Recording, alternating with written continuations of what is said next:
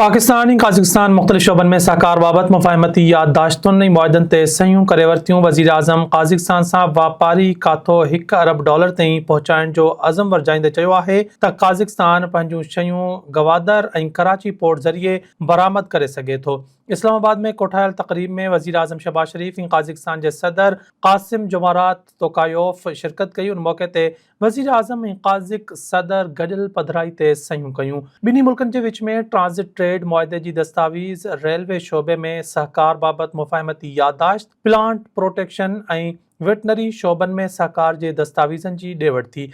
पाकिस्तान ऐं काज़िकिस्तान विच में खाण ऐं पेट्रोलियम शयुनि में मुफ़ाहमती याददाश्त, गॾियल क़ौमनि जे अमन दस्ते बाबति मुफ़ाहमती याददाश्त, क़ैदियुनि जी मटासटा बाबति मुआहदे जी दस्तावेज़ ऐं मैरीन टाइम शोबे में सहकार बाबति मुफ़ाहमती याददाश्त जी दस्तावेज़ुनि जी बि मटासटा कई वई। उनखां अॻु काज़िकिस्तान जे सदर क़ासिम जोमारात तोकायोफ़ जे एज़ाज़ में वज़ीर आज़म हाउस में आजियाणे वारी तक़रीब मुनक़िद कई वई। वज़ीर आज़म हाउस पहुचण ते वज़ीर आज़म शहबाज शरीफ़ मोअज़्ज़िज़ महिमाननि जी गर्मजोशी सां आजियां कई। तक़रीब जी शुरूआत में ॿिन्ही मुल्कनि जा क़ौमी तराना वॼाया विया। पाक फ़ौज जे दस्ते मोअज़्ज़िज़ महिमाननि खे गार्ड ऑफ ऑनर पेश कयो, जॾहिं त सदर क़ासिम जोमारात तोकायोफ़ गार्ड ऑफ ऑनर जो मुआइनो पिणु कयो। वज़ीर आज़म शहबाज शरीफ़ काज़िकिस्तान जे सदर सां काबीना जे मेंबरनि जो तारुफ़ पिणु करायो। काज़िकिस्तान जो सदर वज़ीर आज़म शहबाज शरीफ़ जी दावत ते पाकिस्तान जो दौरो करे रहियो आहे। काज़िकिस्तान जे सदर सां गॾु सीनियर वज़ीरनि ऐं सरकारी अमलदारनि ते ॿधल आला सतही वफ़द पिणु गॾु आहे।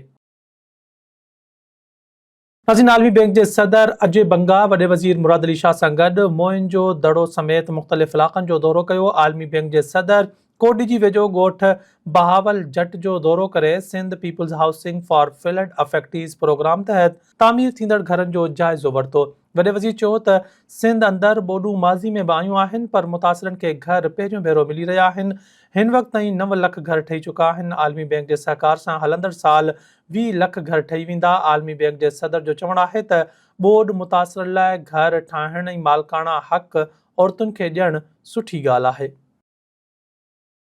दादू जे सेशन कोर्ट में SSP ख़िलाफ़ नारेबाज़ी कंदड़ ख़िलाफ़ दहशतगर्दी एक्ट तहत केस दाख़िल कयो वियो आहे। ए सेक्शन थाणे ते सरकार जी फरियाद ते दाख़िल कयल FIR में कलम धड़ियुनि समेत 40 ॼणनि खे नामज़द कयो वियो आहे। FIR में आफ़ताब जमाली, शुएब तहीम, यासिर शोरो, ख़ादिम जमाली, बाबू जमाली, मुजतबा ब्रह्माणी, मंसूर चांडियो, एहसान ज़हूर, ज़ाहिद खोसो, फरहान रांझाणी, मुबीन जमाली समेत ॿियनि जा नाला शामिल कया विया आहिनि। यादि रहे त गुज़िरियल ॾींहुं नादिर जमाली केस जी ॿुधणी दौरान मचरियल माण्हुनि SSP दादू ख़िलाफ़ नारेबाज़ी ऐं घेराव कयो हो।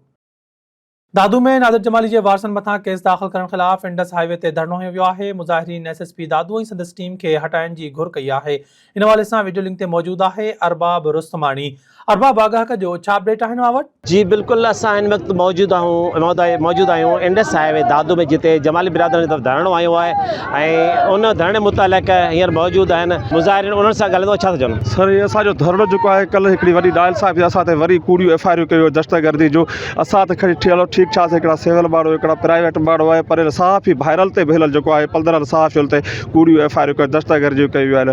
असांजा मुतालबा इहा आहे, इहे जेके FIR कूड़ियूं कयूं इहे ख़तमु कयूं वञो। उनखां पोइ जेके SSP आहे उनखे हटाए वञो, उनजी पूरी टीम खे हटाए ॾियो, पोइ असां धरणो ख़तमु करे सघूं। असांजो धरणो तेसिताईं जारी रहंदो। हुकूमत सिंध खां मुतालबो कयो आहे त फौरी तौर ते जेको आहे SSP दादू खे हटायो, न त असां धरणो तॾहिं ख़तमु कंदासीं जॾहिं SSP दादू हितां हटायो वेंदो। जी।